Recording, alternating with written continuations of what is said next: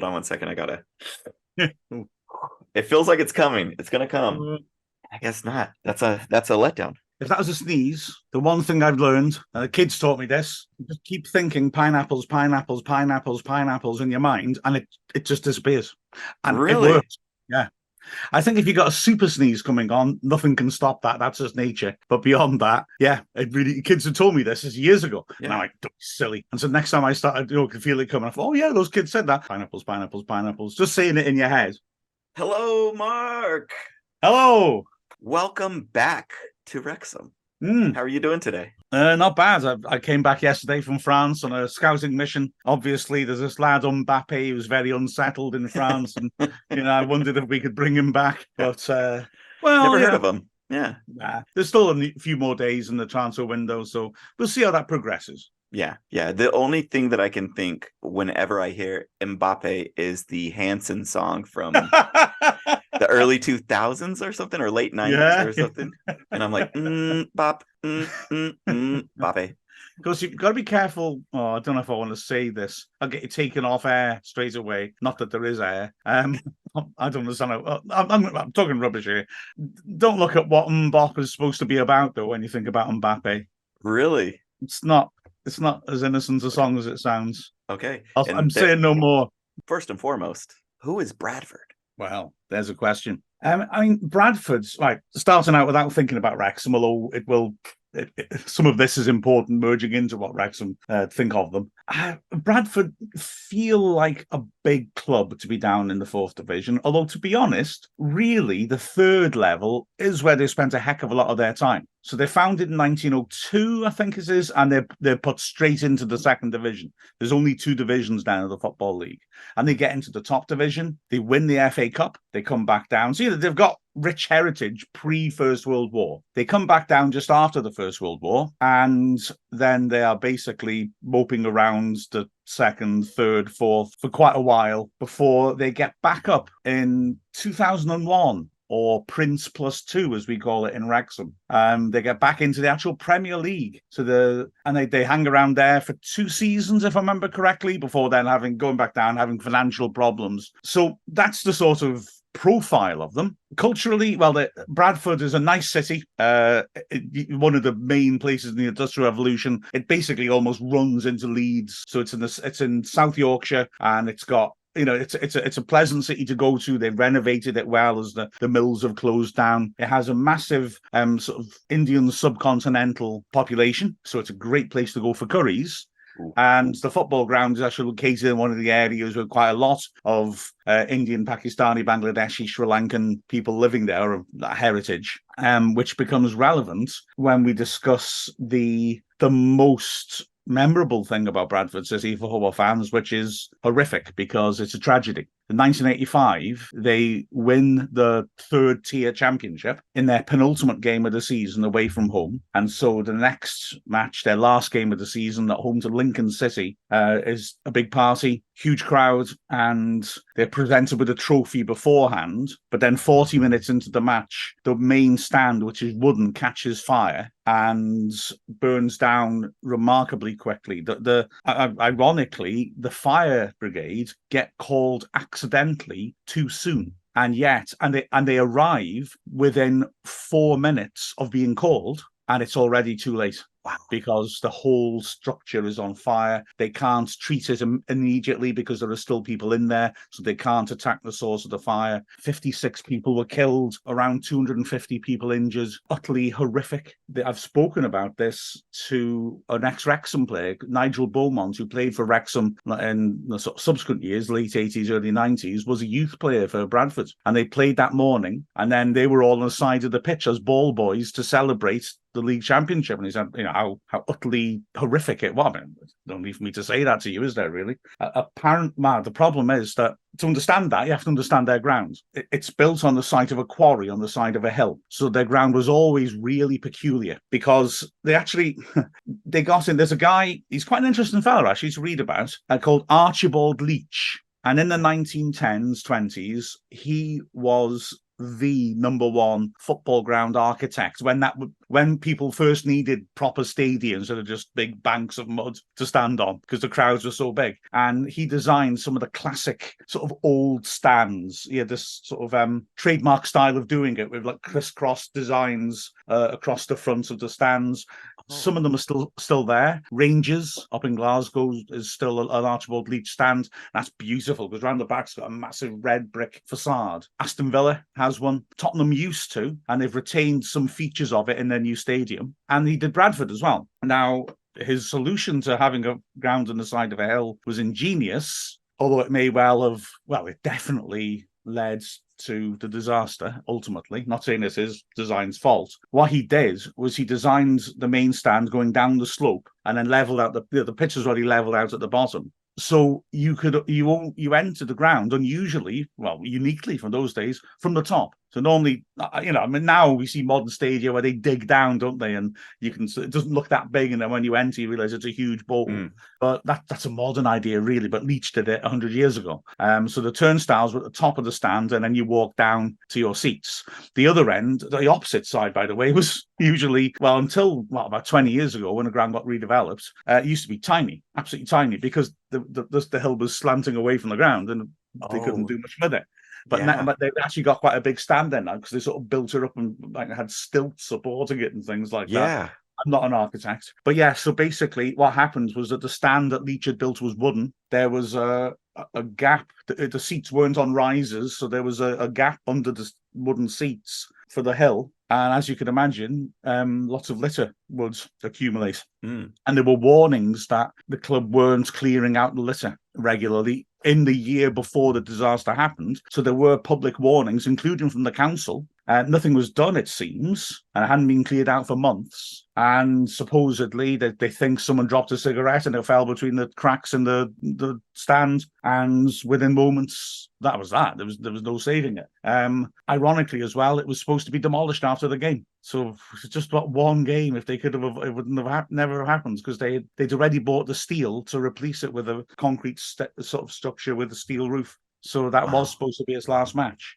So it's absolute horrific. Everyone, anyone who's of my age or, going a bit younger as well, would Bradford City, that would be, in a way, the first thing is that horrific disaster that happened there. But it has all been rebuilt now. And it is a nice stand, and certainly for standards of the fourth division. They set the record last season for the biggest crowd in the fourth division ever, and then beat their own record last May. Well, when we go there, I reckon there's a strong chance that we could challenge that again, frankly, because they're going to have a hell of a lot of away fans on their hands. And we like Bradford because the last time we played there, we were in all our financial problems, as was shown on Welcome to Wrexham, and the Bradford fans were having bucket collections outside the ground for us. Yeah. So, fair play. That is good, isn't it? Other clubs rallied to our age, but they're the only ones I remember actually having a bucket collection for us. And as they got, 12,000 every game, they raised a lot of money to give to us. So it was very generous of them. The other thing, I said about the Southern Asian community, which is a lot of it's around the ground. The thing I was going to say, just to link that back, was that when the disaster happened, an awful lot of people opened their doors in the houses around, so that people who were hurt, traumatized, shocked, or just needed to be somewhere, they just all opened their doors to them and said, "Get in, come on, have a cup of tea, have a sit down, have whatever you need." So, that was a powerful moment, I think, in a way. Just showing how communities will pull together. But so a club that you'd think should be bigger than fourth division, with a bit of a tragic background, which they've managed eventually to recover from. Yeah, and it sounds like the incident was completely preventable. Absolutely. They had addressed concerns that were already raised that could have eliminated that final. Ironically, this is a matter of opinion, perhaps. There was an inquiry, obviously, into such a massive public disaster, and there are people who would argue that it was nowhere near as effective or straight hitting as the inquiry that happened after Hillsborough. So the Hillsborough inquiry led to massive reshaping of stadia. The Bradford inquiry did too, but didn't maybe address things in quite a way that the victims was happening there anyways. Just like What was with the 80s and just tragic incidents in football stadium? Well, you've got three major ones, haven't you? You've got the Hazel disaster, which is the Champions League final, well, when it was a European Cup. That's down to a combination of hooliganism, which was rife in the 80s, and astonishingly poor safety standards. Host the biggest game of the year in a stadium which is genuinely crumbling. UEFA, well, we saw 2 years ago, Champions League final, UEFA don't necessarily think things through anyway in terms of fan safety. That's bottom of the agenda. But in the 85, that was definitely a part of it. Hillsborough was all about lack of health and safety, and Bradford was about a lack of applying health and safety. There were no stewards on those turnstiles at the top of the stands. And I can't remember the exact number, but like I said, 56 died, and I think it was around 30 odd were killed at one particular locked turnstile. So it looks like most escape routes, right? Most people who survived were able to get on the pitch. Okay. So I suppose that's the benefit of the turnstiles up there. You can just run straight down to the. Well, it makes that much difference. Get down to the pitch, you're safe. But I guess you run up the turnstiles, and then there's nowhere to go, is there really? The fire's behind you. Run up. It's kind of counter. Your audio has gone off. I can see you can hear me, so I will just quickly, because it's done it twice actually, and I bluffed the first time. Oh, I'm sorry. What were you saying, Mark? Nothing happened with the app or anything at all. I'm using the same microphone, obviously, but I just forgot what we were speaking about literally a second ago. Yeah, literally a second ago. That's right. Absolutely. Yeah. No, I was just saying that there's one other little feature, which I think is rather classy by the club, Bradford City, permanently to commemorate the people who died in the fire, is that their kit, the sleeve, always has a black lining on the edge to remind. Sometimes it's incorporated, the whole cuff is like black with like a stripe down the middle or something like that, but it always has at least a little thin black line just to commemorate, which is, they promised will always be there. They got a nice kit, by the way. It's sort of maroon and sort of amber sort of color. I think they called it amber and. Was it claret? Was it claret? Yes, amber and claret. Yes. An awful lot of British football talk is stuck in the 20s when the media started to cover it. And you hear it in commentators, and it infuriates me constantly. People use phrases, and you just think, if I go to someone and say, what does that phrase actually mean? I bet they wouldn't know. Because it's all just like, certain things have stuck. So football shirts, some of them get these quite specific names, which would have been from the 20s or whenever. Villa and West Ham are claret and blue. But nobody in real life calls burgundy claret, but football clubs always do. Also, Mrs. Griffiths often points out that QPR, for example, they play in hoops, we all say, and I'd never thought anything of this, lines going across. Okay. And she was like, but why do football clubs call them hoops? They're stripes. They're just horizontal stripes. And I was sort of thinking, is that another thing where football does it and nobody else does? Bradford, though, have done well out of this, because they're the only team in England and Wales who have that combination of colours.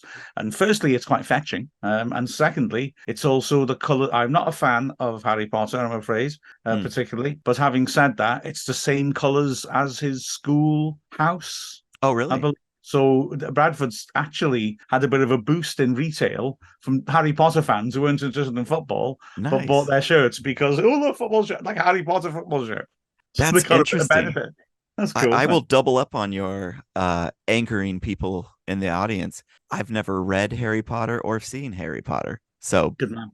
The colors, whatever you're describing, I'm just taking your word for it. I'm not. I assume it's correct. Well, ironically, because my track record of Harry Potter is I've read about a quarter of it in French to try and freshen my French up, and then realised this is hard work. I'm not bothering. And I've seen half of the first film because I was asked to go on a school trip to the studios. But then after about half of the first film, I just lost interest, really. It wasn't offensive, but it's background at best for me. But I did see plenty of those colours going around at the gift shop. The trip was weird because there are lots of kids saying, "Oh, sir, what's that? What's that?" And I'm like, I don't know, because I don't know the book or the film. An awful of them didn't seem to know it. It's a very impressive place, the studios, I must say. Any Harry Potter fans listening, it is very impressive. It's just I didn't understand the significance. But I still was impressed just by the scale of it and the impressive things I saw there. Although the biggest thing of all there was the price list in the shop afterwards. Believe me. I bet. Astounding. But like I said, the prices were horrific in the gift shop, and it was brilliant because I was wandering around it, and there were a couple of little kids who were coming around with me, and one of them, the two of them, they were hilarious. They didn't even realize they were just walking around, looking at the price of every single item, and going, oh, "God, that's expensive, isn't it? What? Look at that! Look at that! Look at that!" And I said to them, "I said honestly, I said it's a treat walking around with you. You're so funny the way you're just not criticizing everything." And I think they were quite pleased about this. And so one of them was emboldened to walk up to a box full of, I've got to say, rather cheap, plasticky looking Quidditch broomsticks. And he walked up, looked at the price tag, and said, 20 quid for cleaning products. So people walking past us burst into hysterics. It was the highlight of the trip. It was absolutely magnificent. Fair dues to him. I want to thank them for doing the hero's work that day. Exactly. For the rest of us, because I'm sure a lot of people would have felt the same. We only found one thing which we thought was reasonably priced, which was a Harry Potter pencil. Okay. £2. Expensive for a pencil, but it's okay. I can stretch that being acceptable. But guess what? They were all sold out. It's just an empty box with Harry Potter pencils, £2. So go figure. Yeah.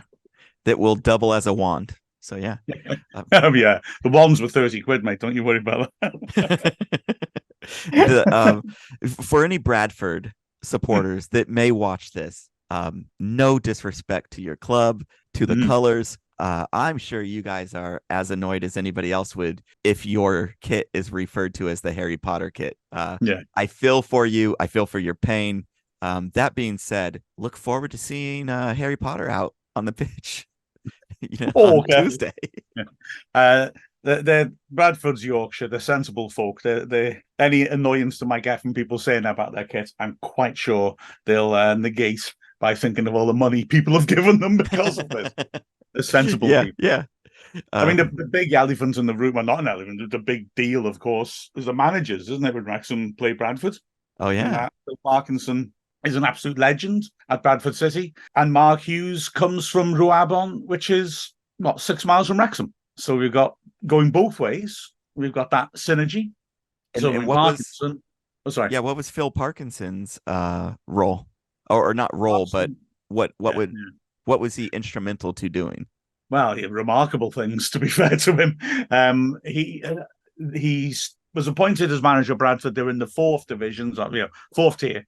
They become the first team to get to the final of a national competition who were in the fourth tier. So they battle their way through. They get to the final of the League Cup, the competition that we're playing them in, the Carabao Cup it's called now. So they battled all the way through and they got to the final. They beat 3 Premier League teams along the way and were beaten in the final 5-0 by Swansea. Ooh. But, for a fourth tier team to get to a cup final, I say it's unheard of. Absurd, absolutely ludicrous achievement. He got them promoted as well that year through the playoffs. So won 3-0 at Wembley in the playoff final. And the next season, they were at it again because they won away 4-2 at Chelsea, Jose Mourinho's Chelsea, and knocked them out of the FA Cup. And I think I'm right, they got to the 5th round of that as well. So, I mean, Parkinson is an absolute hero at Bradford for what he and his team did. An astonishing run. But then, beating Mourinho, and I may be getting slightly mixed up, but I think because Mourinho had a remarkable home record in terms of his team's never lost at home. And I think that was the first home game he lost in charge of Chelsea. And I'm sure it was in his second spell in charge of them. So he'd stacked up a remarkable amount of home games. He played all the best in the Premier League, all the best in Europe. Nobody could beat them. And then Bradford came and stuck 4 goals past them. So Parkinson. Yeah, Super Phil Parky. Exactly. He won't have trouble finding someone to buy him a beer in Bradford, put it that way. And then Mark Hughes, of course, is one of the greatest players in the history of Wales, was a manager of Wales as well, and fairly successful manager of Wales, to be fair. Didn't quite get to qualify for a major tournament, but then, to be fair, the tournaments are smaller then, so there were fewer qualifying spaces, and was a magnificent player, brilliant striker, played for Barcelona, played for Bayern Munich, played for Manchester United, absolutely superb, bullish centre forwards, massive thighs who would knock people off the ball and had a flair for the spectacular. And I'm sure you guys are sick of hearing, because we mention it a lot, but one of the great moments in Welsh football happens at the Kop end at the Racecourse with Mark Hughes. We beat Spain in a World Cup qualifier 3-0, and Ian Rush, possibly the greatest goal-scoring striker of all time, scores 2 goals, but no one remembers them because Mark Hughes scores at the Kop end, unbelievable scissors volley, and the ball comes in the box. It's sort of half cleared. It's floating back to the edge of the area, and Hughes has time to set himself and just leaps in the air ridiculously. And he's almost horizontal, his body. He just nails it. Bang, top corner. I was in the Kop that day. And believe you me, it was fun. Oh. Wow. Yeah, so that is an astonishing goal. Look it up on YouTube if you haven't seen it. It's well worth it. And it's also well worth seeing the Kop absolutely packed to the rafters and going insane afterwards. So pre-tech end, the Kop was where all the energy was at? Yeah, is that correct? Was the home end. Okay. And the tech end, well, I mean, things varied, but often that was the away end. So it's someone ancient like me. It is slightly odd to now see that that's the home end, but it makes sense because that's the big stuff. The loud, committed ultras, if you want to use the European phrase, always want to sit behind the goals. They always do. That's the tradition in British football. And the ends make more noise. So usually one end will be home, one end will be away. And yeah, the Kop is the home end, but like I say, it's not there. So they want to be behind the goal. And so there we are. I think dropping down to the National League sort of facilitated that as well, because I mean, it was one of the big shocks dropping down to the National League was the complete absence of away fans. I mean, now we're seeing the opposite, aren't we? Where every game so far this season, partly because everyone wants to come and see Wrexham at Wrexham, even if it's just to beat them, we filled out the away end every time at over 1,000. Now, National League, the first, I've got the figures to hand, but I seem to recall that near the end of the season, Altrincham brought about 200, which is good for Altrincham, to be fair, for their first game at the Racecourse since the 50s. And that was the only time, I think, that we had over 200 away fans. There's also I'm sorry, I'm going way off Bradford here. A couple of seasons later was the famous incident, which got some national news coverage, when we played a team called Histon, a very small team, from a very, very small village, who, due to a very specific set of circumstances, managed to get up as high as National League. I mean, even when you look at the small teams that come to the National League, Histon as a place is tiny. And they brought 0 fans. There was nobody at all on the away end. And that actually, it did get some national news coverage, because pretty astonishing, isn't it, really? And they announced it in the stadium. I'm always proud of the Wrexham fans at Wrexham, and they don't do this a lot of other grounds, but in Wrexham they always announce the away fans, and the Wrexham fans always applaud the away fans, for making the journey, which I like that. But they did announce, and the attendance is 3,646 or whatever, and the number of away fans is 0. Oh, bless him. Nobody was there to fill the burn, so that's it. Yeah. No animals were harmed. Yeah, in that. Bradford's have already sold out their away allocation, by the way. Unsurprising. Yeah, it's only about an hour and a half, 2 hours by car. It's motorway most of the way down. And you said they typically have 25,000 capacity at their and they consistently get 5-figure crowds, and like I said twice, last season they set the record biggest crowds in the 4th tier. So yeah, they're a proper club. I mean, I've got to say I like Bradford a lot. That bucket collection I mentioned earlier obviously plays a big part in that, but Bradford are a proper big club who, you can say, but 20 years ago were in the Premier League. I like them a lot. Nice city as well.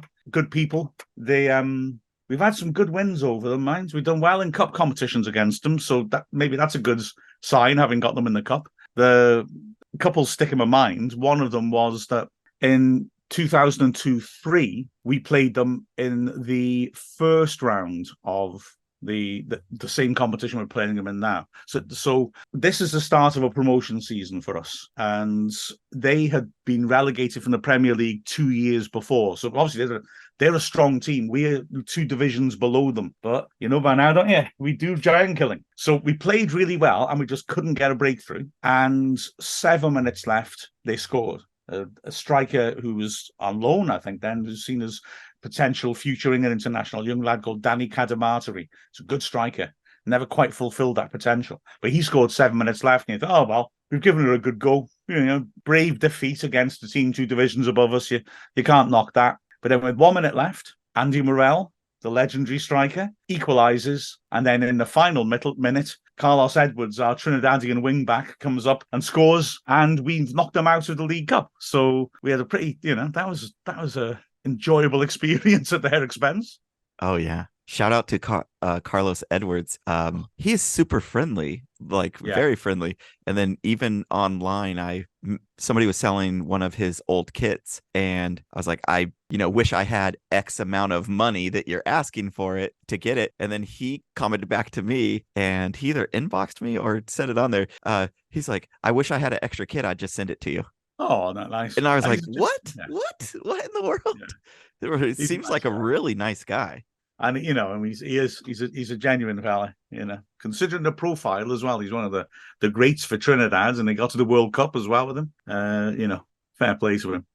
We've had other good wins. I remember the sort of dream week to be a Wrexham fan. We had 3 home games in a row in I want to say 94. Oh, and I want to say that because I'm right. I just checked my facts here, and I had 3 home games in a row in a week. On the Saturday, we play Swansea City, Welsh derby, and obligingly, Swansea were awful, so we beat them 4-1. This is in the era of Gary Bennett and Steve Watkins. Steve Watkins scores 2, and Gareth Owen scores 1. And entertainingly, looking back on it, a very young Frank Lampard is playing on loan from West Ham at Swansea, and there's extended highlights of it, and it's just great seeing him chasing us and failing to catch us. Then midweek we played Bradford, and what's now the Papa John's Trophy was then the LDV Trophy, the one that we won 11 years later in Cardiff. And we beat Bradford 6-1. So Gary Bennett scored a hat-trick, Watkins scored another 2, Owen scored again. And then just to round off the perfect week,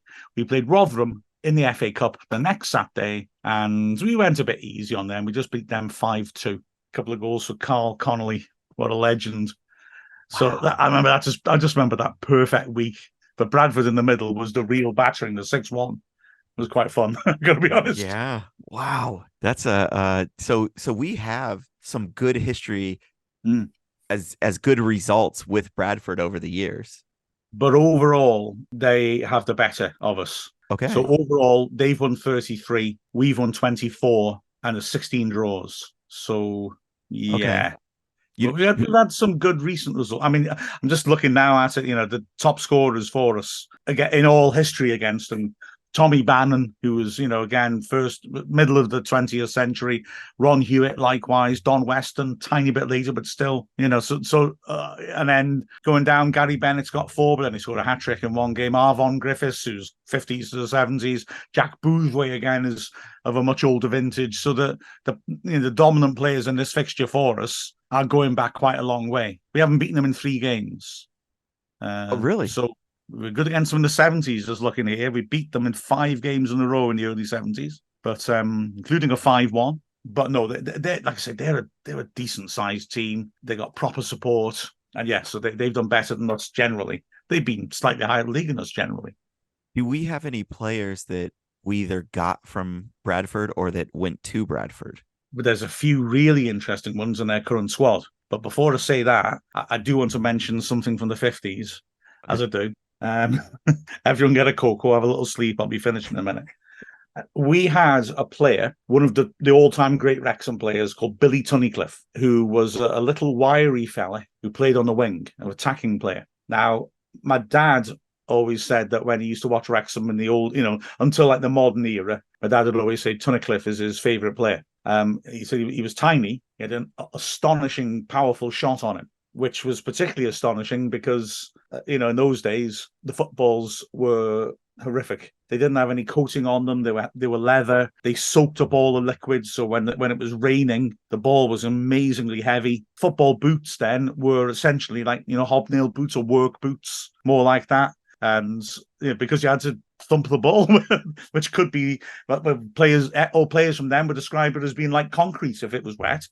So they're very difficult to play with. I've got my mock one here, haven't I? Somewhere. Where is it? Yeah, he is up there. Oh, up on the top shelf. Wrong direction. Come on. Come on, ball. Down you go. He doesn't want to come. He's going to come down. Come on. A little bit of coaxing always works with the football. That's a modern, tidied up version, but footballs would look like that. They'd be untreated leather and they would just soak liquid up all the time. I'm sure I've said to you before, these laces were a killer because they were raised a bit more than the ones on this one are. And so heading the ball, well, I mean, sadly, we see now people who are getting neurological problems from heading a football a lot. And in those days, much worse because these things are so heavy and also hardly as bad as just the heaviness of it hitting your head. These raised laces, if they span in the wrong direction and you headed it directly on there, split your head open. Mm-mm. And no substitutes then, so you have to carry on. My dad remembers a blonde Wrexham player having that happen. And of course, your scalp is the bit that's thinnest and most likely to bleed. And so he said his head was completely red and just ran into his shirt, and you couldn't see where his shirt ended and he began. He was just like a completely red man. And of course, in those days, they're not bothered about blood injuries or anything. Yeah. There's no substitutes. Just carries on. They patch him up a bit, just keeps bleeding, and then keeps playing. Anyway, so Tunnicliffe was a superb player for Wrexham. We nearly get promoted in 1953 from the third level. If you think the National League's bad, wait for this. The Football League, until the late 70s, so I said late 50s rather, used to be top division, first division, then the second division, and then two regional third divisions. So it wasn't 1, 2, 3, 4, 1, 2, third north, third south. And it was unbelievably difficult to get up into the second because only the champions went up. Ooh. Only the champions, not even a playoff like in the National League. Only the champions went up. Wow. And Wrexham nearly did it in 1953. We never did it in that system. We never got out of the third division. We nearly did this with Tunnicliffe as our inspiration. And then a couple of seasons later, we started the season brilliantly. And it looked like we might be able to get a shot at doing it again. We had a manager called Peter Jackson, who was, obviously was manager of both those campaigns, was really doing well. And Bradford took Jackson as manager. His twins' sons played for Wrexham. They took them as players, took them to Bradford, and Jackson took not only his twin sons, but also Tunnicliffe, the superstar. Wow. And Wrexham didn't get promoted. Bradford's did, not straight away, because I think they were struggling when Jackson went to them. So he saved them that season. And then Tunnicliffe became a hero at Bradford as well as Wrexham. When it comes to shared players, I rather think if that happened now, there'd be something of a rivalry, I think, wouldn't there? Oh, yeah. If a team poached our manager and all our best players. Yeah, took Mullen and Parkey. Ooh. Yeah. As their current squad's interesting because they've got a couple of players that Wrexham fans know very, very well indeed, and a couple as well who are be very well known for being against us. One of them, although I don't know how much he'll play because he is at least at the veteran stage, if not slightly beyond, is Matt Derbyshire. Now, Matt Derbyshire is he'll be 37 now. He's a striker. He came to us on loan when we were in a football league. So when he was a young lad from Blackburn, and he could see he was a high quality player. He was a striker, and he really was a brilliant finisher. We knew we would never be able to keep him. That always becomes these sort of situations where you sort of dream that at some point he'll come back, but I don't think he ever would. But he was a really classy player. He scored quite a few goals for us in that section of the season that he did, and also pulled off something remarkable. I've got to just quickly mention this. One of my favourite silly Wrexham memories. We had a centre back who wasn't great. I think he did well for other clubs, but he didn't for us. Called Dave Bayliss. And he did so badly, bless him. The manager, Dennis Smith, he brought him in. He wanted to give him a chance. He played him for a good half of the season because he was determined to see him come right. Because obviously he'd seen him do well for other clubs. But there came a point where he was like, this is not working out. So he loaned him out to Rochdale. And in those days, when a player's on loan to another club, it was up to the two clubs whether you let them play when the teams play each other or not. Mm. And Dennis Smith, the Wrexham manager, allowed them to play him against us, which maybe is a comment on how bad he was. He wasn't scared of him playing against us. And Derbyshire ran around him to the extent that Bayliss lost his control and clobbered him and got sent off. So brilliantly, Bayliss, a Wrexham player playing against Wrexham, got sent off, and then Derbyshire's goal. So Derbyshire's a player we got a soft spot for. Their big man up front is their star player, Andy Cook, top scorer last year in the League Two. He's a veteran as well. He's a beast. He's massive. He's superb in the air. Like I say, scored goal all through his career. He scored goals. Really, really, really good player. And the reason I mention him is it's the worst kept secret in football that Dean Keats nearly bought him on multiple occasions. Cook would have been superb for us. He was at Tranmere, and we tried to he scored 2 goals against us. And we were desperately trying to buy him. And it's like, oh, but he would have been, he is still an excellent striker. He would have been a brilliant signing for us. Keats knew him, and Cook was quite happy. Cook liked the idea of playing for Keats. So the deal was sort of almost there anyway all the time. But Cook kept scoring goals at his clubs, and they didn't want to let him go, or we couldn't afford to match their asking price. So it was a constant rumour for years that Cook was coming to us. He's bound to come to us. Open secret, but he never did. So it'll be interesting to see him, if only to see what we could have had. I mean, we're happy with what we've got now. But he's a really, really good striker. That's sort of like this level.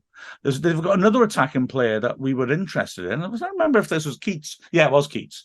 Verdane Oliver, who may not be so obvious to Wrexham fans, but I think he's a very good player. And I got quite excited because we were definitely after him. And we just couldn't quite land the deal, which was a shame. But yeah, he's an interesting one as well. A sort of attacking player, can play wide or through the middle. So yeah, they're like a sort of Wrexham tribute band, really, aren't they? They wish they were us. Yeah.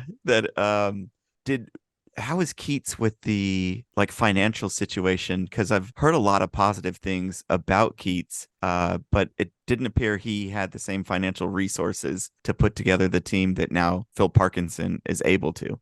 Oh, nothing like that. Yeah, exactly. He was working on a shoestring. I think I've said before, I was always a big fan of Keats. I know him a little bit as well. I think he's a good man. And he had a very good success rate in the transfer market, considering the lack of money that he had. And part of it is because he was incredibly well connected. He made it his business. They used the phrase in Britain, and sometimes it can be used sort of disparagingly to describe a sort of old-fashioned approach, but I'm not using it in that way. He's a proper sort of football man, if you will. Okay. He knows everyone. At his level, to be fair, and maybe that was part of the reason they didn't keep him on. Maybe they felt, well, we want a high-profile manager who has connections at a higher level to bring in players. So I think that may well have been a big part of the thinking with Parkinson coming in. And although I felt very sorry for Keats, you can't argue with the results Parkinson's has, can you? Let's be fair. But Keats did really well. What happened both times with Keats was he came in, because he was manager twice, he came in when the club was in real trouble and could have got relegated from the National League because the squads were really substandard. And he did an excellent job both times to cut away the deadwood, to bring in on virtually no budget players who could do a job. But he's very good at picking, like Parkinson is, I think, personality. I think he wanted strong characters. He wanted people who set their own standards, insist everyone met their standards, and took responsibility. So he brought in, because he knew them as people. He's just retired, so he knows that people like Sean Pearson, who he brought in as his captain, is hard nosed as heck, and is going to give every last drop of sweat, because that's the sort of bloke he is. Keats was like that as a player, and he did very well bringing those sorts of players in. So the pattern both times was reshape the squad so it can survive, then in the summer dismantle it and put another squad together, and then tilt for promotion. Now the problem for him is that the first time it was better than the second time in both respects. He inherited a dreadful squad. There was hardly anything worth keeping. But he managed to he was ruthless getting rid of players, but he was also managed to get a tune out of the ones he did keep, including some young ones, which I thought said something about his coaching. And also, like I say, brought in these really cute signings. Some of them are not long term. Some of them were old players who had quality, but they weren't going to keep him on. But he did really well, and we never really looked like going down once he took over. I think we would have gone down if we carried on. I really do. And then the next season, he leaves to go to his boyhood club when we are fourth in the table and on fire. It's quite late in the season. I think we'd have gone up personally. We certainly would have been in a good place in the playoffs, but we fall apart when he leaves and we end up dropping out the playoffs. Now that led to a lot of resentment among some Wrexham fans, and it was a tough decision for him, and I can understand people being upset that he's left us when we're on the verge of promotion, especially when we then don't get promoted. Personally, I'm quite hard-nosed about this sort of thing. He was clearly the best person to bring back in when we had another crisis on our hands. He was available. He wanted to do it. I don't care about what happened in the past. If he puts the performance on on the pitch, great, because I knew he'd personally found it difficult. A lot of people didn't forgive him and were looking for ways to criticise him.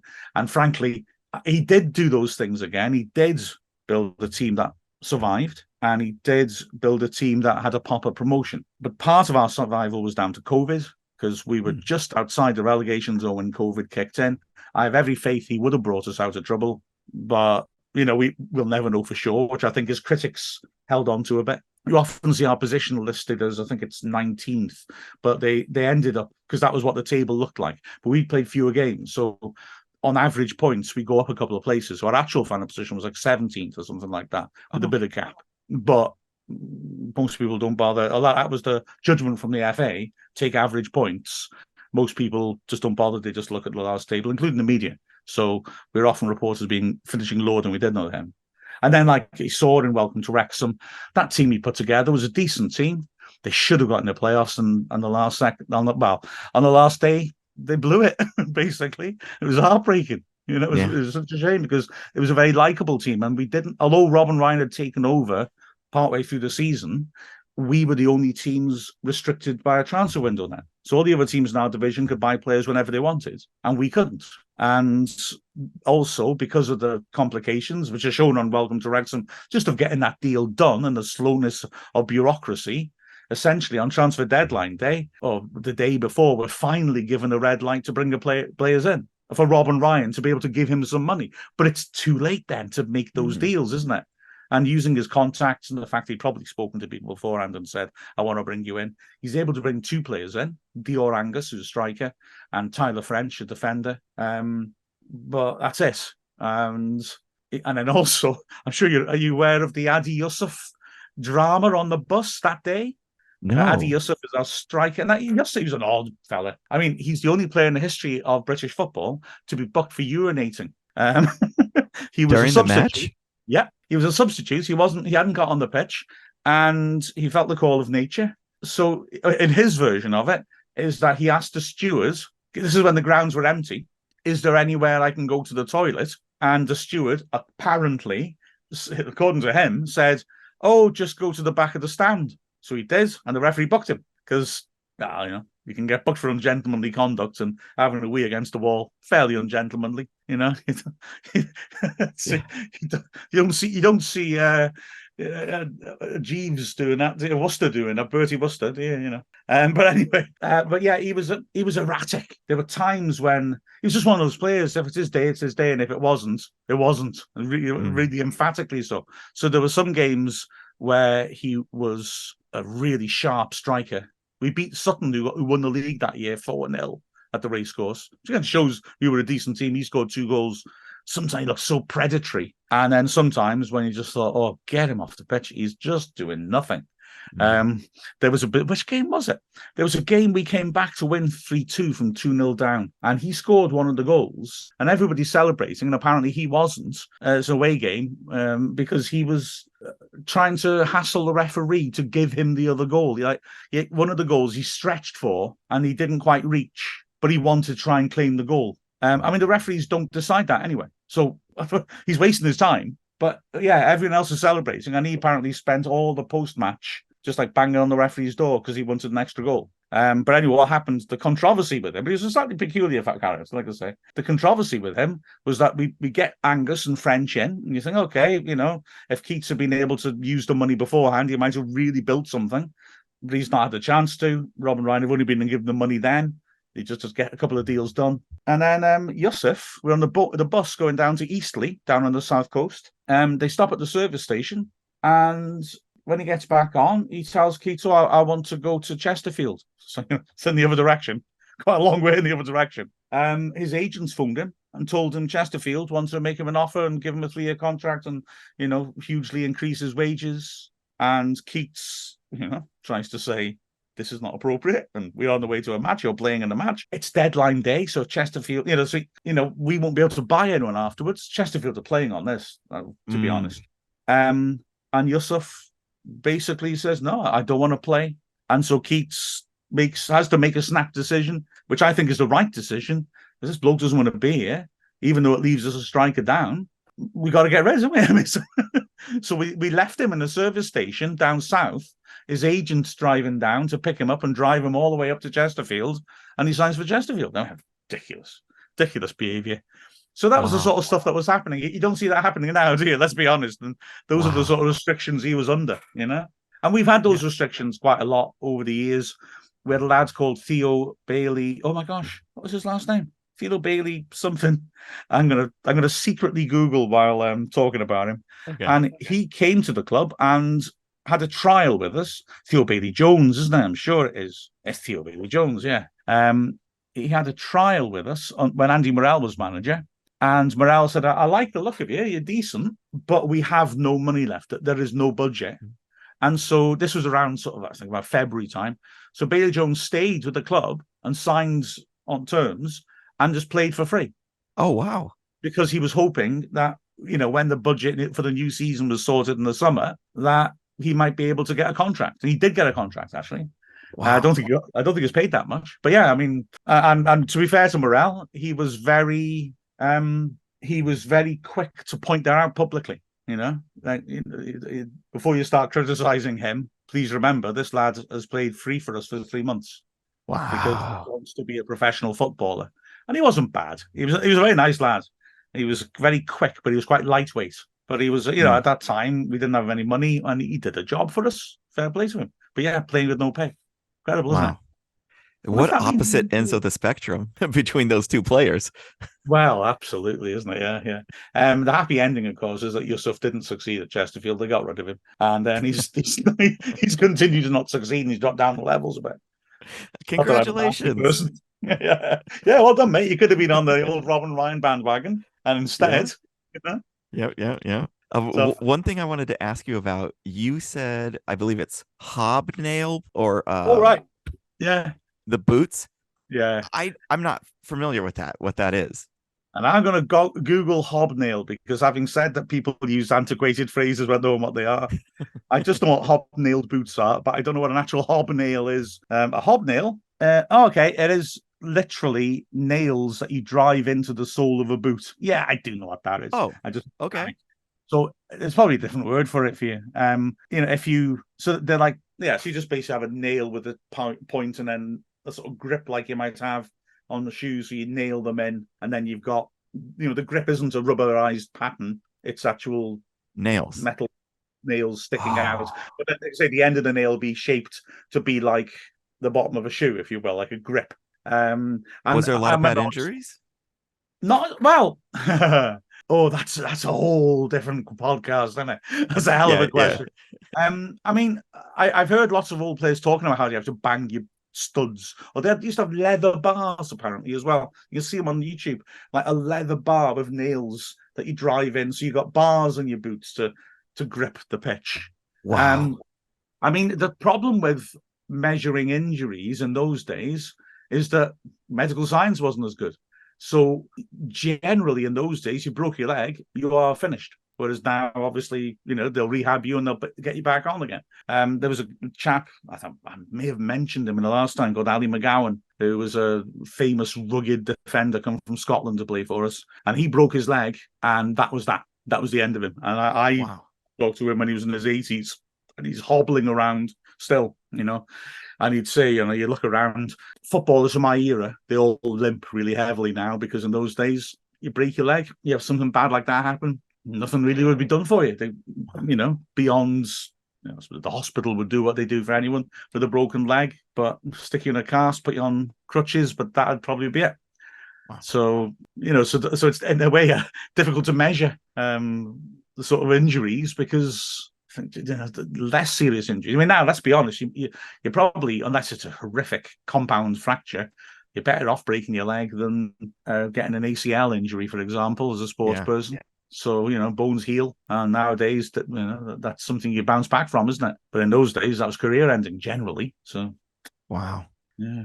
And then now it would be so hard to be an older player that played in a different era, and you're watching people, Paul, 4 broken ribs, a punctured lung, and they're talking about him coming back in 3-4 weeks or something.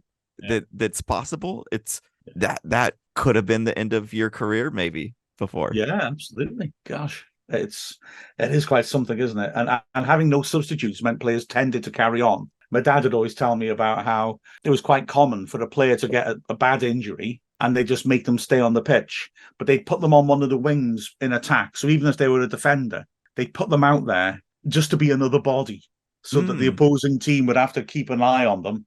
And he'd say, even though after time they can barely stand up, but they just keep them on the pitch just as almost a distraction. So that was quite a common thing. A player gets a serious injury. Well, you got to finish the match, son.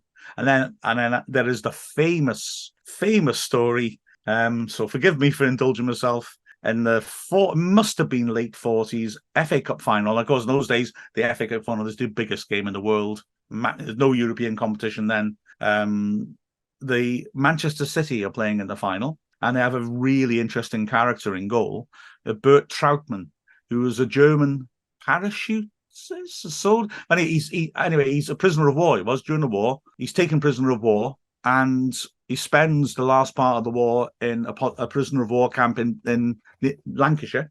And by all accounts, was a lovely fella. And got to know a lot of the local people, and played in I don't know if it was the prison football team against local teams, or actually was allowed to go out and play games or not. But he was a very good goalkeeper. So when the war ended, he stayed in Britain and became a professional goalkeeper. Wow. And played for Man City in the cup final. And like I said, it's one of these really famous things that in the second half, the other side looked like they're going to score, and he hurls himself bravely at their feet and saves it. Gets kicked in the head, and it breaks his neck. Now, he doesn't know that his neck is broken, and there is no way anybody is going to be saying, all right, you're all right, son, because they want to win the cup, and people don't go off. So he carries on with a broken neck, and there's pictures of him like lopsided, like limping around like Igor in Frankenstein, and they win. He doesn't let any more goals in, and it's only afterwards that they find he's got a broken neck. And this is, of course, British sports all about being brave and stuff more than skill. It is a story of heroism, to be fair, isn't it? The guy broke his neck, but he still wants to win the cup, so he carries on. And he carried on working with City for a long time, as I understand it. Carried on. He did get back to playing, I think, but I think he was like an ambassador at the club as well. He's a really well liked fella. But yeah, it's a fascinating character. A fascinating story. Bit bizarre though. Yeah, and to go from the enemy to then becoming beloved, that had to have been a journey. There's no way that it's not a journey, and that happens. There is a biography of him, which is supposed to be good. I've not read it actually, but that's a remarkable circumstance, isn't it? Really? Gosh. Oh yeah. I mean, there are other. I remember hearing about the German goalkeeper. Why is always German goalies get injured in matches? Tilkovsky in the 60s, breaking his arm during a game, and then putting his arm in a sling, wrapping his shirt over it, and carrying on one-armed and go. Oh, I mean, Dean Keats did something like that. That's right, yeah. Keats did as well. Broke his collarbone. Yeah, you're right. Yeah. And then finished the match in a sling. But the other thing I should say in terms of injuries and how rough the game was that until late 50s, is it? You were allowed to smash into the goalkeeper. Now there's full contact. I know. 100%. There's this sort of myth a lot of people certainly had when I was a kid, and I think still do a bit of good goalies will catch the ball, punching the ball away. Oh, that's a bit continental. That's a bit silly. It's nonsense. Because in the old days, all goalkeepers used to punch the ball, and often they were quite small, the goalkeepers. Well, not tiny, but, not the massive figures you see now filling the goal. Because if you caught the ball, attacking players were allowed to smash into you. And if the ball went over the line, even if you're holding onto it, it's a goal. It's not a foul. Wow. The famous stat that Dixie Dean in the 30s was a famous centre forward for Everton, who apparently was famously good at heading the ball, but also was a big burly bloke. And one year he set the record for the most goals in a season ever in the top division, which still stands. It's something daft like 60. My mind's gone blank, but it's crazy amount of goals. Haaland couldn't achieve that. But it's partly because teams in those days were set up. Your wingers stayed wide, they stuffed high balls in the air, and then your centre forward's charging at it. If he heads it in, great. If the keeper catches it, smash him. Wow. And I don't mean like not punch him. I don't think you could punch. But body into smashed into him, broke his ribs, did whatever, and he went in the net with the ball, or the ball drops loose or drops in. Cool. That, and a lot of his goals were scored when he's not actually touched the ball, that the striker's given the credit for it. And that's why you had little springy goalkeepers in the old days, because catching the ball really wasn't much of an advantage. And that's why this whole idea of punching is a bit of an affectation that's come from Europe, as some people would say, is totally wrong, because keepers used to have to punch. Wrexham had a famous bloke who actually was born from Italy in goal in the 50s called Rollo Ugolini. And he was supposed to be a real quality goalkeeper, but he was quite small. All you need to do is jump and punch. You hold on to that ball, you're going to get Mario. Yeah, it's amazing, isn't it? You were talking about no substitutes at a point in time. When did that change? They brought in substitutes in, I want to say the 70s, could be the 60s, but I'm inclined to think 70s. When I started watching football, which was 78, all right, I admit it, you were allowed one substitute, and that has slowly gone up. But yeah, it went up. They say that slowly. Wow. They went from 1 to 2, and I remember in the 90s. I'm sure at the start you were only allowed 2 subs, I think, and they're going up to 3. And then 5 became more regular. And now, of course, with the Premier Leagues and also the influence, often tournaments seem to push things in a certain direction. The World Cup saying all your squad are on the bench. Now you've got this idea like 9 subs or whatever. It'll benefit stronger teams, which is probably why Wrexham should push for having 20 subs, because we got a hell of a squad. But it's this remarkable notion that for so long, and when the game was much more violent, honestly, I promise you, even when I was a kid, football was much more violent, that they had no subs or 1 sub. It was bizarre. Wow. Really I couldn't even imagine that. Yeah. It just seems like a different game.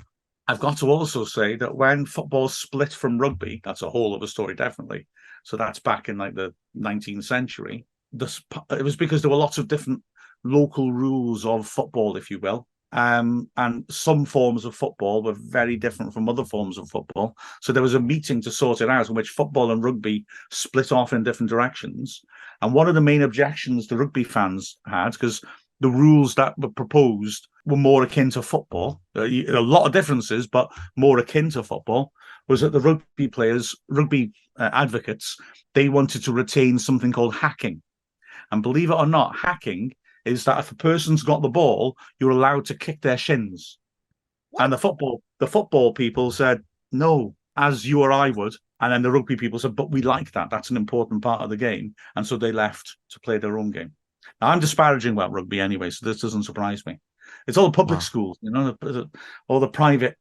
So public schools are private, in Britain, So that's all the posh schools basically saying, "Oh, you've got to be very muscular." This idea in Victorian times of muscular Christianity, that you've all got to be, got to be jolly strong, be ready to do anything you can for your country, and that was rugby. And I say a lot of private schools, and a lot of the major rugby teams now, they're based on private schools, old boys teams, and then soccer, which is what it was called then in Britain. In case anyone wants to get stroppy about you using the word soccer, you're being authentic. Not that you do. That was the working class game. So the one that relied more on skill was actually the working class game, not the hoity-toity game. Yeah. But don't get started on rugby, because I'll start getting all sorts of threats. I will tell you, there's a beautiful scene playing out to my right. Laszlo has just burst in. Okay. He's licking Sherry's flag ferociously. No way. Yeah, I don't know why you're doing that, mate. But it probably smells of treats. It probably does. It smells of football, doesn't it, Laszlo? I think I better rescue the flag before he starts taking all the colouring off it, man. Come on, oh no. man. I mean, Yeah, but it's military grade. oh, So, that's true. There, yeah. ah, Big yes. man. Good lad. It's not a pod if there is not an appearance by a Exactly. cat. Yes. Exactly. Laszlo likes his moments. Don't you, boy? Your moments in the sun. The barrel one we did with Bill, 96th minute Yeah. goal stop. He had a last minute cat appearance. And so it's like, Good okay, stuff. we can end now because Yes, that's it, isn't it? Well, Laszlo's made his bow. He's got his appearance money now. Well done, I'm gonna Laz.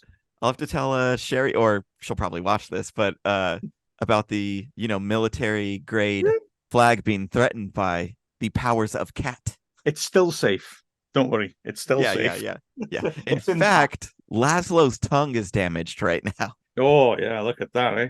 Open wide. Oh, dear. The,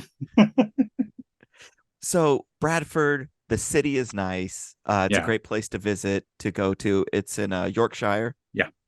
Is that a county or near the city? County. County? Uh, Okay. yes, Yorkshire's a very big county, actually. And it's a beautiful place to go. I've got to really recommend it.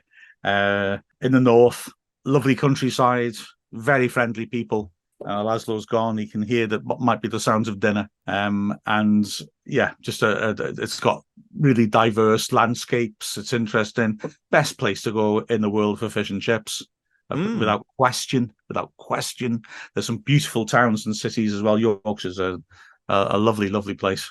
Wow.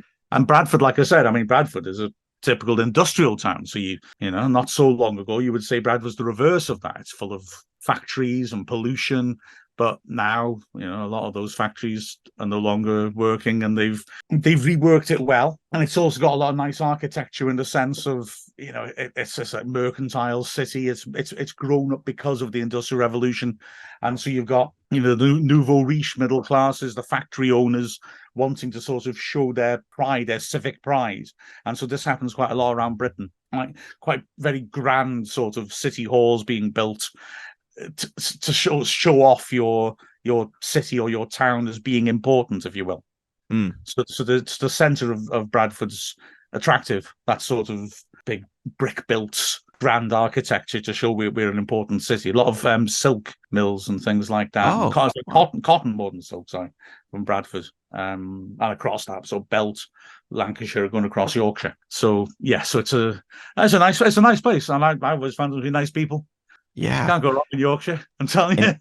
Good fish and chips, of course. Yes, let's Absolutely. go. I mean, Yorkshire's got coastline as well, so that's maybe the very best. But nonetheless, yeah, you're more likely to come across good fish and chips when you go to Yorkshire than other parts of Britain. Am I right to think that the south of the UK kind of looks down on northern cities or northern towns? Yeah.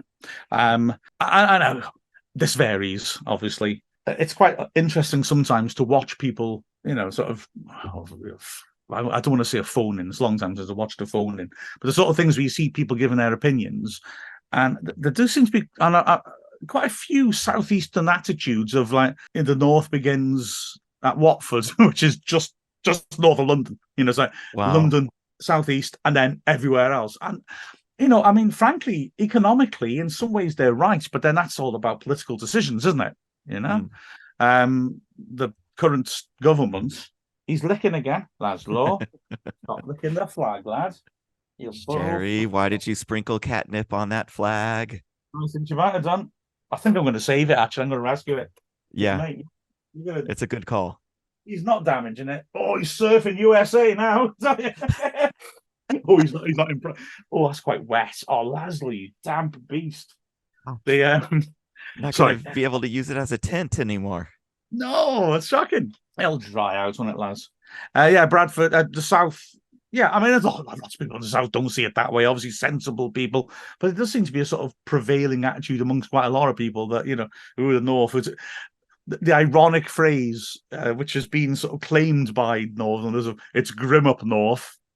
So, did you watch Game of Thrones at all? Of course. That is clearly trying to show what Britain's like.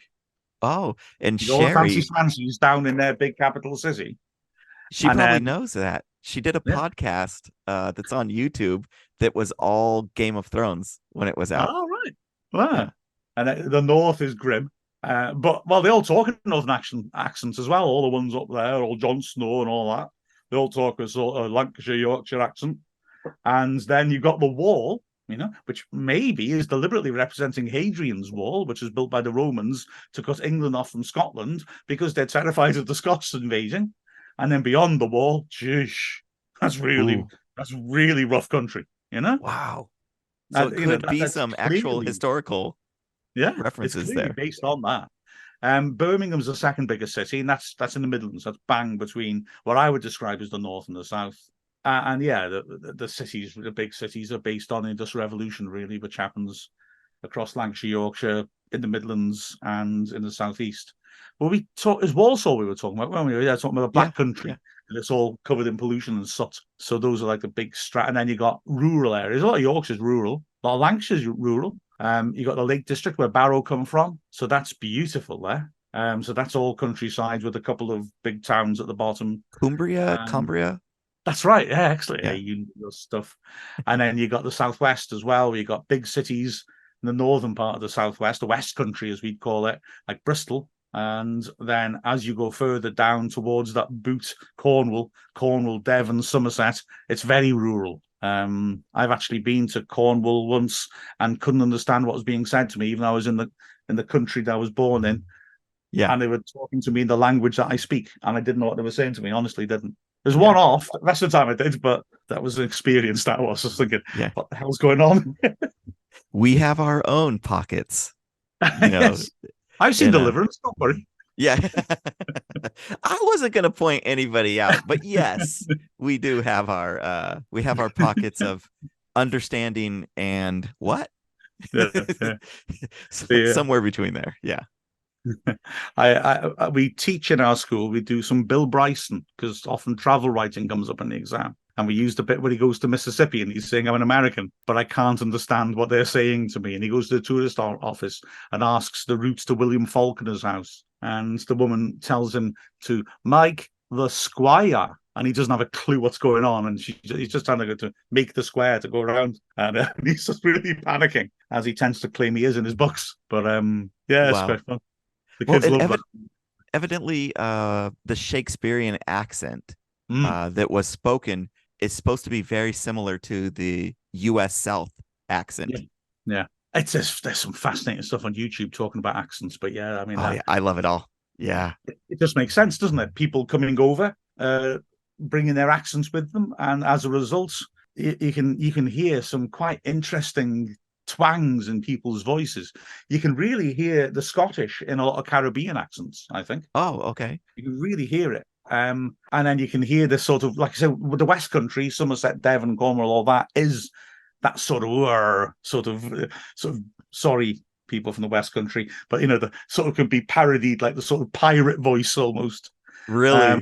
I was doing it in a very pirate voice. And you can hear that in a lot of American accents as well, because a lot of people came from that area to go across. Wow. It's fascinating, isn't it? I never understand why people try to close down borders when the most fascinating thing about people is the fact that we're a mixture of different places, things, and cultures. It's the best thing in the world, isn't it? Yeah, the UK wouldn't have got, what is it, tikka masala as a national dish. you know. Yeah. If it wasn't for all the fantastic foods that have been brought into Britain, then, as the Simpsons put it, all we'd have is brine pudding. As far as where Bradford is located at, is there any close rivals that would be okay? Because not us, we're not a rival. No. Okay. It's not that far away from us. Certainly, but then my perspective's been altered by being in the National League, where so many teams are really far away from us. It's a bit of a treat this now to have quite a few clubs within 2 hours to go to. No, Leeds are the biggest rivals because, like I said, Bradford and Leeds virtually run into each other. Leeds would historically be seen to have the upper hand in that, but it's not so clear cut. I mean, I was saying to you before, Walsall don't really have huge rivals because Birmingham and Aston Villa really are in a different orbit. So Leeds and Bradford will come together sometimes. That's the biggest. Huddersfield is not far away either. So Huddersfield's a rivalry.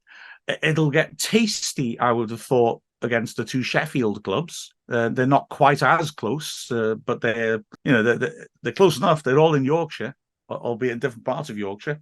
So those are thought to be the main ones.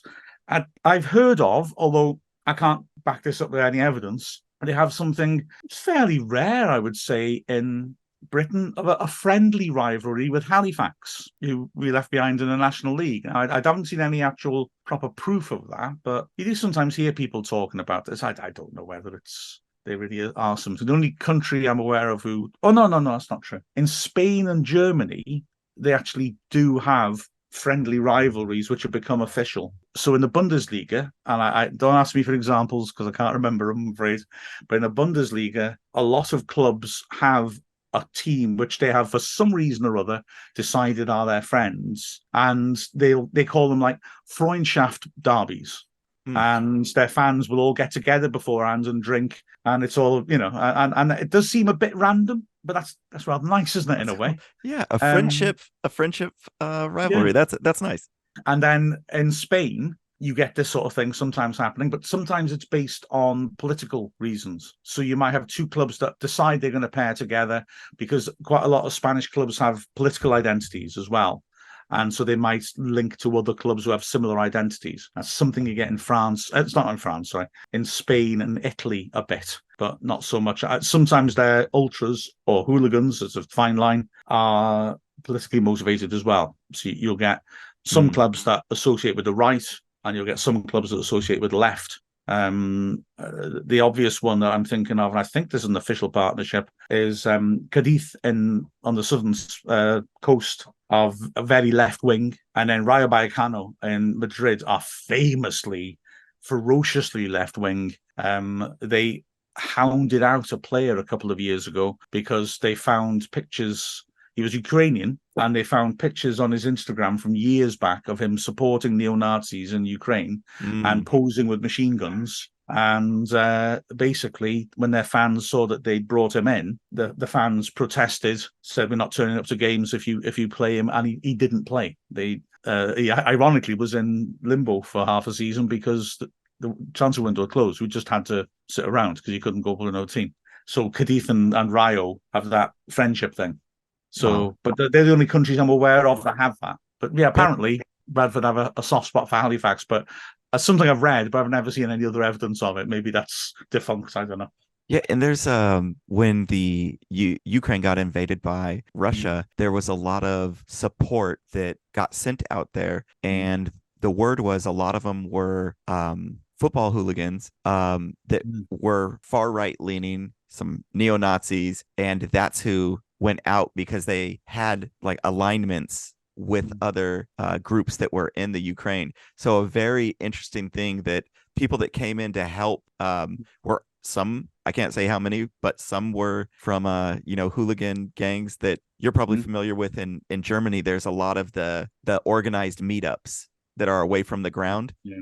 And so you have a lot of them, 200 people or 300 people that are meeting up in a forest to go fight. Yeah. And then, like you said, sometimes it's left leaning, maybe like a St. Pauli, and then you have some far right leaning. And yeah, I found that very interesting that it's like you typically wouldn't think, oh, sure, glad these people showed up. And it's like, but went out to go help the Ukraine. And I noticed the Ukraine was that a scarf or something right behind you? It's a Southend United Ukraine scarf.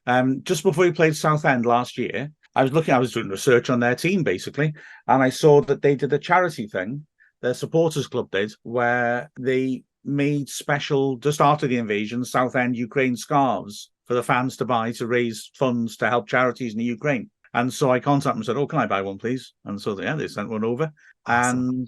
And it's actually signed by the manager and the coaching staff and the owner of the club.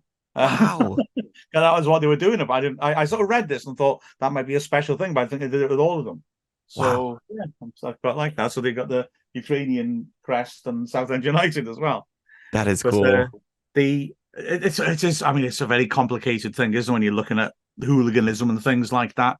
You get political rivalries in cities like Seville, which seem the wrong way round because Seville are the big club, bigger than Real Betis. Real Betis are a huge club, but Seville are bigger. They consistently can finish higher than them. They're consistently successful in Europe, but actually they're the left-wing club. And Betis are a right-wing club. I don't think it's quite so strong that you must believe that. I think with Rayo Vallecano, I think you've got to be left-wing, or you wouldn't bother. And then you have clubs like cities like Rome. Like I said again, sort of almost like it's a counterbalance. Lazio are known to be right wing and have had issues with their fans and with some players as well. The famous example is Di Canio, who's a famous player who played in the Premier League and also in Italy, who made a fascist salute after scoring a goal. And I mean, Italy is different. Aquilani, the ex-Liverpool player, had a bust of Mussolini in his house. So there's different political attitudes to that. And then Roma are supposed to be left wing, and you almost wonder sometimes whether they're doing that in order to be. Well, I don't know which came first, to be fair. But It feels like we've got a point of rivalry, and I do feel when politics and things like that come into that realm, that ultras or hooligan realm, it's not done because you think something's right. I think it's done because you can pick a fight with the other guys. Yeah. Does that make sense? Yeah. And then it's like, I can hate you for more than just the game. Yeah. There's all sorts of fascinating and weird activities that happen. And you're saying about hooligans getting involved in conflicts. I mean, it's acknowledged that a lot of the Arab Spring countries, especially in Egypt, it was ultras from football clubs who are actually the main forces and organizers behind revolutions, Egypt particularly. They're used to fighting. Well, yeah. And there have been a couple of disasters in Egypt which were seen in football matches, which were seen as badly handled. And in one case, a horrific disaster, which a lot of the Egyptian football fans feel was actually set up as an attack by the military on one team's fans because of the role they played in the revolution. Wow. There's a huge disaster in Alexandria, which they feel, I don't know if it's right or not, but they feel, you look at the circumstances of it, and they deliberately forced a stampede and kept gates locked so that there would be people killed. And a lot of people were killed in it. So you get into a complicated area, don't you, when you start looking at this sort of thing. You get horrific things as well, like Ajax in Netherlands are associated or as a Jewish club. Not, again, I don't think they look to do that, but their fan base is identified that way. And so you get horrific sort of chants by PSV Feyenoord. I don't want to say this in a way, but hissing to make the sound of the gas chambers in matches. Oh wow, that sort of thing. And that hasn't been quelled. No, it's still it happens still. You weirdly get the same with Tottenham. Now, Tottenham, as I understand it, had in their formation and in their original location had Jewish connections, and so now you get it's one of those examples of people would shout anti-Semitic abuse at their fans and the team. So the Tottenham fans, the most of whom aren't Jewish, decided that they would own it by making themselves turning the insult back onto the other people. So the Tottenham fans constantly sing like pro-Jewish songs, often bizarrely using language that is anti-Semitic. Really? I know I'm not gonna. If it's okay, I'm not gonna say it. I don't want you in trouble. I don't want. Yeah. But they will use words that really you shouldn't use to describe themselves, even though they are not Jewish. To have a go back. So this idea of identity, identifying yourself as being against the other guys. Wow. So if they sing that about us, we're going to have a go at them, and we're going to say we're Jewish and we're proud, but they're not Jewish. And there's a constant, and the club are involved, the Spurs are involved in this as well, trying to educate fans to say, don't say these things, it's wrong. They carry on. It's a big thing. Every Spurs game. So almost sounds like with Mexico, the fans, whenever there's going to be a goal kick, they say a homophobic slur, and so they've got banned from competitions and penalized because of their fans multiple times, and the fans still do it. Exactly. They just don't stop. They keep doing it. There's a fantastic book by Tim Parks called A Season in Verona, where he follows the Verona football team, and they've got a group of ultras who are racist every match, and in the end they get fined and they're told they'll lose points if there's another racist outbreak. So what happens is they keep doing it, and all the other fans drown them out with singing. So it's just awful, isn't it? Here's an example of all prejudice is just stupid, isn't it? But here's a lovely example of just how stupid it all is. Brighton regularly get homophobic abuse from all other teams' fans because Brighton is a very liberal city. It's a fabulous city, Brighton. It's a really interesting place. And so they constantly get homophobic abuse. For your mind to work in that way is bizarre to me. But anyway, they do get homophobic abuse. The Brighton fans tends to handle it very well, actually. Which doesn't excuse it, but when they get homophobic abuse, they often sing back to the other side's fans, "You're too ugly to be gay," which I think is quite a good chance to get back going at them. What do you say back to that? and here I thought it was like, kill them with love. What's stronger than hate? Love. And it's like, oh, no. You ugly horse face. Exactly. It's quite nicely handled. But Bradford are fine. As far as I'm concerned, they're fine. Yeah. What the matchup that's coming up on Tuesday, how are you feeling about that? Any thoughts of going into that match? Well, no. In that Bradford are doing badly. I mean, Mark Hughes, high-profile manager, he's got to be a bit concerned by how the results are going at the moment. Took a couple of bad beatings, but then we're in a slightly funny place, aren't we? Really, where we're scoring goals all over the place, but there's issues at the back to deal with.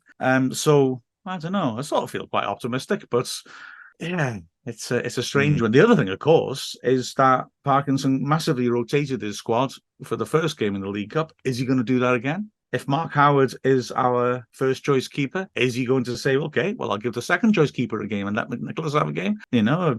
Does he have a first choice and second choice anymore, or is he just rotating? It'd be quite interesting to see what he picks. And in a way, you don't want to sort of second guess an outcome until you know what we've put out on the pitch. Yeah, it could be that Hughes has the same attitude because he's worried about the league position. Although I think because they've not gone well, he'd be wise to pick a full strength team, because if we wallop them, that could cost him his job. So I suspect he won't be rotating because he needs results right now just to make sure he's staying at Bradford. But Wrexham, we may rotate, we may not. I don't know what to expect. It'll be interesting.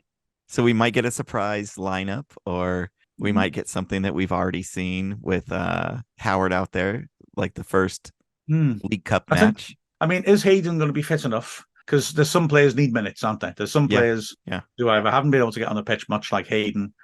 There's some players, or McFadden. There's some players that have been on the pitch but probably need more minutes. So Connor hasn't quite looked himself. So I know he's a class player, so we need to get him up and running. So you might look at Waters and Dalby in the same way. So it'll be very interesting to see what he does. Really interesting. Yeah. Bickerstaff looks full speed right now. So he looks great, isn't he? He's match fit ready for sure. He certainly is. But I think Barrow will be having a league game beforehand. That'll be the priority for him, certainly. But fair play to Bickerstaff. I'm delighted for him. I think the plan is still to loan him out later in the season to a low division team if they find the right one. But he's certainly made a case, hasn't he, for being a long-term part of the team. Yeah. It's almost his play has raised questions that weren't there before, and now you're thinking about making different chess moves. Where we might need him. We might need him. Yeah. Like, something happens. Mullen comes out and comes back too quickly, has a collision, and now he's re-injured his ribs and he's out for even longer. But also, if you look at the situation, it could be quite useful for motivation, because surely Waters and maybe Dalby will be thinking, I need to step this up because maybe he's ahead of me in the pecking order now. I think Dalby and Palmer are the obvious switch over, aren't they? But Bickerstaff's ahead of Waters plainly now. So maybe Waters gets a game and is determined to show what he can do. Yeah, like steel sharpens steel, It's that good. And you were saying too with was it Phil Parkinson I'm sorry, Dean Keats with Phil Parkinson coming in that he had higher level connections. And so you would have a raised level of players coming in that you're either going to have to compete and raise your game to keep a team on the or keep a position on the team, or be ready to pack it up and leave because you have to rise to the level that's presented.